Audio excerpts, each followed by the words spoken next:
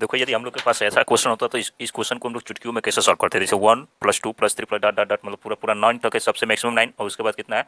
कम है, ठीक है। तो इस क्वेश्चन को कैसे सॉल्व करेंगे, यानी कि सबसे पहले जो इस सीरियल में जो सबसे बड़ी संख्या उस संख्या क्या कर देंगे वर्ग, जैसे ये 9 है, 9 का वर्ग कितना होगा, 9 का क्या हो जाएगा वर्ग, जो इसका वर्ग होगा वही आंसर होगा, कितना होगा 9 का वर्ग 81, ये आपका आंसर हो जाएगा। अब इसका देखेंगे, इसका कितना होगा, सबसे बड़ी संख्या कितना है 25, इसका वर्ग कितना हो जाएगा 25, कितना हो जाएगा 25 का वर्ग कितना हो जाएगा 625, कितना हो जाएगा 625, ये आपका क्या हो जाएगा आंसर हो जाएगा। ये इसका है कितना पूरा है, सबसे बड़ी संख्या कितना है 1000, 1000 का वर्ग कितना हो जाएगा, 1000 का वर्ग आपका कितना हो जाएगा, 1000 का वर्ग हो जाएगा कितना 1, 1 2 3 4 5 6 6 आंसर, ये आपका क्या हो जाएगा आंसर। ऐसे ही ट्रिक पाने के लिए आप चैनल को सब्सक्राइब कीजिए, लाइक कीजिए, शेयर कीजिए। धन्यवाद।